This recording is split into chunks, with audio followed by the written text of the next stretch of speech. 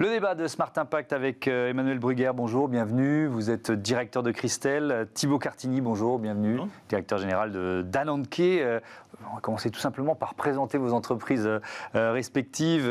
Christelle, on parle de casseroles fabriquées en France, dans le Doubs.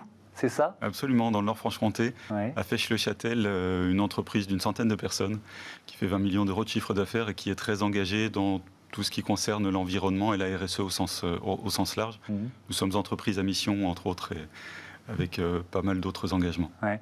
L'entreprise, elle existe depuis quand? Et puis peut-être depuis quand on fait des casseroles ou on est dans ces métiers dans cette région? Alors, le site sur lequel nous sommes actuellement date de 1826. 1826. Il a été créé en 1826 et la première casserole emboutie est née à Fèche-le-Châtel dans nos ateliers. Okay. L'entreprise, donc c'était Japy à l'époque, et l'entreprise a connu des déboires à la fin des années 80, fin des années 70, début des années 80, et donc a été repris au début des années 80 par un couple, Paul et Bernadette Dodane, qui a complètement changé l'orientation stratégique des produits pour partir sur des produits haut de gamme à plus forte valeur ajoutée, avec un concept à poignée amovible qui a fait le succès de l'entreprise, et avec une rigueur dans la gestion, ça a permis de redynamiser complètement le site de fabrication historique qui aujourd'hui est florissant et accueille 100 personnes. Oui, on parle notamment de cook and serve, c'est-à-dire cuisiner et servir dans la même casserole. Alors, Ananke, c'est une start-up. Tout à fait. Vous l'avez créé quand? Elle a été créée en 2017. Créé en 2017, spécialisée dans la cogénération. Vous nous rappelez ce que c'est, la cogénération? Alors, la cogénération, le principe, c'est de produire deux énergies en simultané, mais on est surtout spécialisé dans la valorisation de la chaleur fatale. Oui, la chaleur fatale, donc c'est la chaleur résiduelle, la chaleur perdue dans les processus industriels, c'est ça? Malheureusement. Oui. Et ça représente quoi d'ailleurs? Alors, il faut savoir ça dépend que, des détails d'entreprise, de l'industrie, etc. Mais... Rien qu'en France, c'est l'équivalent de la production de 6 réacteurs nucléaires, en fait, qui part en fumée aux petits oiseaux chaque année. Ouais. Et voilà, vraiment, notre vocation à nous, c'est valoriser cette chaleur-là. Alors, on va évidemment parler de ce que vous faites ensemble, hein, parce qu'il y a vraiment un projet assez pionnier entre Christelle et Ananke, mais peut-être ce que vous avez mis en place. Vous disiez entreprise à mission, engagement RSE depuis longtemps. C'est donc une volonté ancienne de réduire l'impact carbone, l'impact environnemental? Ça fait 40 ans qu'on se pose cette question et qu'on essaie de réduire notre impact environnemental. Ça passe par la garantie à vie des produits, ça passe par le recyclage de tout ce que l'on peut recycler dans l'entreprise, par la réduction des déchets, par la réutilisation aussi de la chaleur des compresseurs pour chauffer les ateliers. Ça fait 20 ans qu'on le fait. Par le recyclage, le rechapage des produits anti-adhésifs, c'est-à-dire que quand une poêle, le revêtement d'une poêle est endommagé, on revalorise l'extérieur de la poêle, on ne fait que changer le revêtement anti-adhérent. La poêle est remise à neuf complètement, et pour le tiers du prix du produit neuf, on repart avec une poêle qui est comme neuve.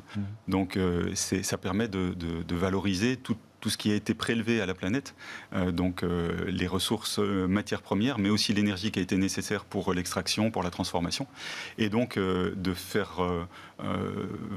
revaloriser tout ça au travers d'un service qui est aujourd'hui très très porteur, puisque à chaque fois qu'on vend une poêle, on explique aussi que cette poêle est rechapable. Ouais.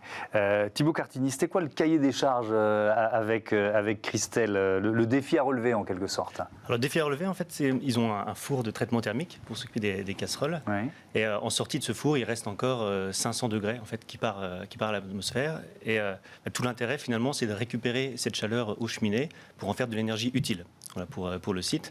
Ça va permettre du coup de consommer moins d'énergie en provenance de l'extérieur, et donc d'avoir une production plus décarbonée pour le site industriel, et également d'avoir un revenu supplémentaire potentiel grâce à la valorisation de cette chaleur. Donc nous concrètement, c'est un système qui permet de récupérer de la chaleur pour la valoriser sous forme d'air comprimé et de chaleur utile. Voilà, donc l'air comprimé, elle va venir directement sur le site industriel, sur le réseau d'air comprimé, et elle va permettre de soulager les compresseurs et faire des économies d'électricité pour le client.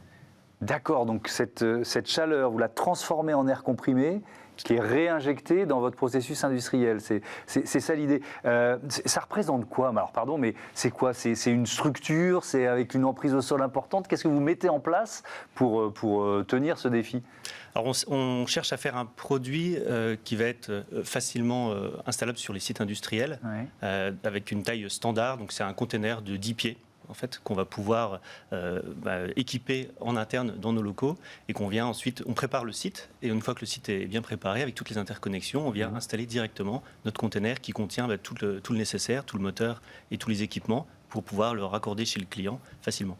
Vous l'aviez déjà fait ou c'est vraiment une phase pionnière, comme je le disais, avec Christelle? C'est une phase pionnière parce que c'est le tout premier démonstrateur. On est ravis de pouvoir travailler avec Christelle qui est un voisin parce qu'on est assez proches. C'est une facilité, géographiquement. Et donc c'est une facilité pour travailler, pour installer ce premier démonstrateur, pouvoir poursuivre les essais puisque comme tout démonstrateur, mais il faut le travailler dessus, il faut l'améliorer. Et donc c'est ce que nous faisons aujourd'hui encore avec l'installation qui est faite chez Christelle. Qu'est-ce qui vous... c'est quoi la motivation? Je vois bien la cohérence par rapport à ce que vous avez décrit tout à l'heure, mais parce que là, vous prenez forcément un peu de risque quand on teste une nouvelle technologie. Absolument. En fait, on a installé en 2016 cette ligne de traitement de surface dont parlait Thibaut tout à l'heure. Et depuis 2016, on n'arrivait pas à se faire à l'idée qu'il y avait une grosse partie de la chaleur qui allait partir dans l'atmosphère. Donc on a cherché des solutions pour recycler cette énergie, cette chaleur fatale, et on n'a pas trouvé à l'époque au moment de l'installation. Et puis c'est par l'intermédiaire d'un article dans un journal local que j'ai lu ce que faisait Ananke. Et là, on a immédiatement pris contact avec eux, et puis on s'est retrouvé à la fois sur la technologie, sur ce qui nous intéressait, mais aussi sur les valeurs que l'on cherchait et que Ananke véhiculait sur tout l'engagement éco-responsable qui va derrière. Pourquoi cette démarche? Vous voulez montrer la voie à d'autres industriels éventuellement? Non, pour nous, c'est aussi logique de respecter l'environnement que de respirer. C'est-à-dire qu'on n'a pas à se poser la question, on doit le faire. Et on doit aller le plus loin possible dans cette démarche-là. Donc la décision en comité exécutif, elle a été prise en moins de 2 minutes. Et ça fait 2 ans qu'on a pris cette décision-là. C'était pas au moment d'une crise énergétique particulière.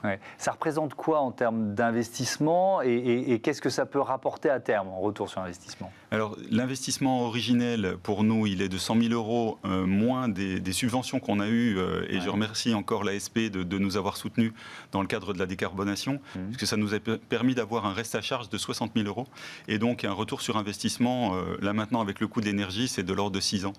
Donc ça s'est raccourci? Oui, ça s'est raccourci, absolument. À quel point ça s'est raccourci d'ailleurs, ce retour sur investissement avec la hausse des prix de l'énergie? C'était quoi? On était plutôt entre 8 et 10 ans. D'accord. Et là, on tombe à 6 ans. Mais sur certains sites industriels, on peut tomber sur des retours sur investissement de l'ordre de 2 à 3 ans pour ce type de technologie.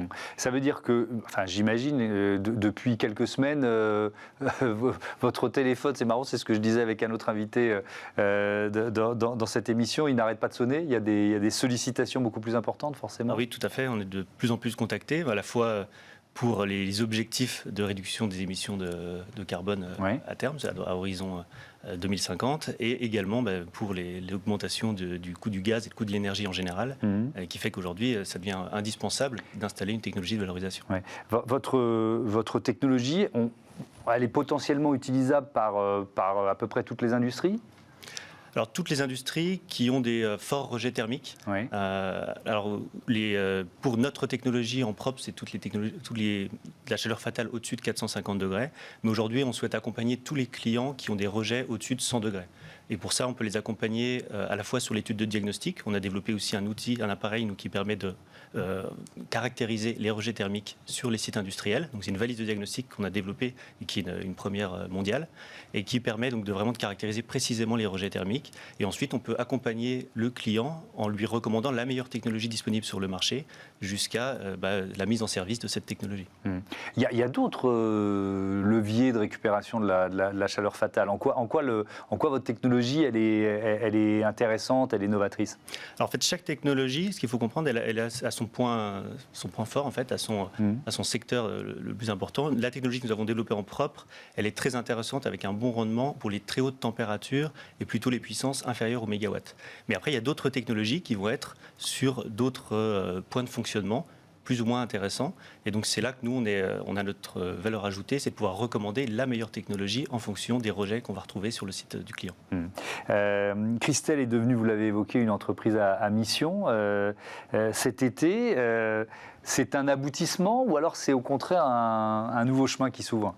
Alors c'est entre les deux, c'est-à-dire que c'est le marqueur d'un engagement d'il y a 30 ans et en même temps c'est la suite, une étape dans le chemin que l'on continue à poursuivre, puisque notre chemin et notre volonté de nous améliorer sans cesse d'un point de vue environnemental mais du point de vue sociétal et social également est infini, j'ai envie de dire.